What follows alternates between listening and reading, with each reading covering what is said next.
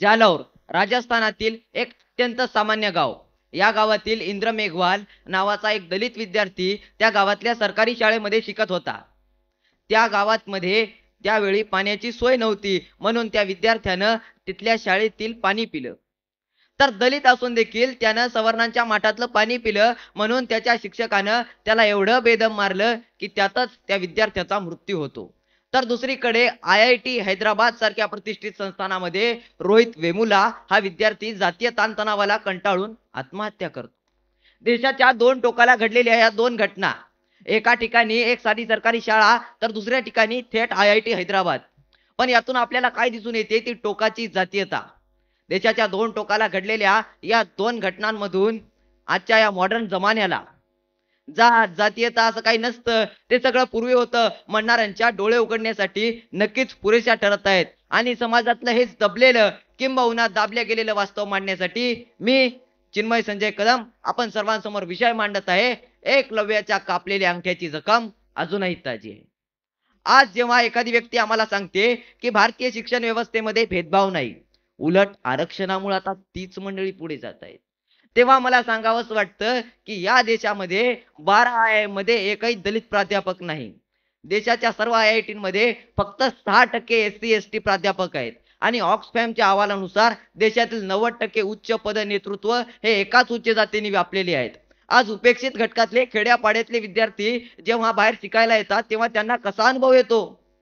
त्यांना येणारी पहिली अडचण म्हणजे इंग्रजी आणि त्यानंतर तुंपातील मराठी. आज जेव्हा एखाद्या विद्यार्थी आरक्षणामुळे लागला असेल तर त्याचा पदोपदी अपमान होतो. आणि सोबतच जर आडनावावरून नाही कळलं तर तुझी जात कुठली असं विचारणारे द्रोणाचार्य आणि सहअध्यायी अर्जुन देखील दिसायला लागतात. अभिजन वर्गाचं जगणं वागणं बोलणं बघून त्याला एक सांस्कृतिक धक्का बसतो. आणि द्रोणाचार्य तर सोबत आहेतच.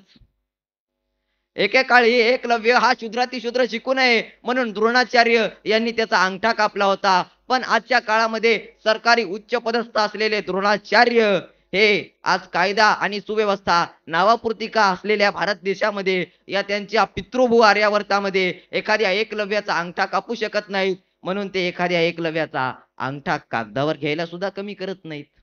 म्हणूनच एक विद्रोही दलित कवी म्हणतात की जीवनाच्या या प्रवासात तुम्हाला भेटतील कैक सुसंस्कृत द्रोणाचार्यही. जीवनाच्या या प्रवासात तुम्हाला भेटतील कैक सुसंस्कृत द्रोणाचार्यही, मात्र आपला अंगठा तेवढा शाबूत ठेवा. एकलव्य हा शूद्रातिशूद्र दलित वंचित शिकू नये म्हणून द्रोणाचार्यांनी त्याचा अंगठा कापला. आज हेच काम प्रतिकात्मक पद्धतीने प्रॅक्टिकलचे मार्क्स कापणे, स्टायपेंड अडकवणे या प्रकारे सुरूच आहे. अहो मला सांगा, UPSC MPSC सारख्या स्पर्धा परीक्षेमध्ये लेखी परीक्षेत 80% मार्क्स मिळवणारे बहुजन विद्यार्थी इंटरव्ह्यू मध्ये 20% मार्क्स सुद्धा मिळवू शकत नाहीत. हे जेव्हा आम्हाला दिसून येतं त्यावेळी आमच्या लक्षात येतं की एकलव्याच्या कापलेल्या अंगठ्याची जखम आजही तशीच ताजी आहे. आज उच्च शैक्षणिक संस्थानात जेव्हा खेड्यापाड्यातले उपेक्षित विद्यार्थी येतात तेव्हा त्यांना कसा अनुभव येतो? सिलॅट, कॅट, CED आणि इतर अशा अनेक प्रवेश अर्जांची रक्कम बहुतेक भारतीय कुटुंबाच्या महिन्याचे उत्पन्न इतकी. इथंच निम्मे विद्यार्थी स्पर्धेच्या बाहेर फेकले जातात. इथली तथाकथित मेरिट झाली प्रक्रिया ही सांस्कृतिक आणि आर्थिक भांडवल असणाऱ्यांसाठी पूरक बनलेली आहे. आज ही एक समुदाय केंद्रित शैक्षणिक केंद्रे आम्हाला परकीय वाटायला लागतात आणि या ज्ञानशास्त्रीय हिंसेमुळेच रोहित वेमुला असेल, पायल तडवी असेल, दर्शन सोळंकी आहे असेल यांचा जीव जात आहे. आज किरण सोळंकी जे भारतीय जनता पक्षाचे नेते आहेत त्यांच्या संसदीय रिपोर्टमध्ये हे जाहीरपणाने लिहून आलेलं आहे की अनेक दलित विद्यार्थ्यांचे मार्क हे त्यांचे सवर्ण उच्चवर्णीय शिक्षक आज कापत आहेत. त्यांना मुद्दामून नापास करण्याचा जातीमुळे प्रयत्न केला जात आहे. आज जगामध्ये जागतिकीकरणाची चर्चा होत आहे.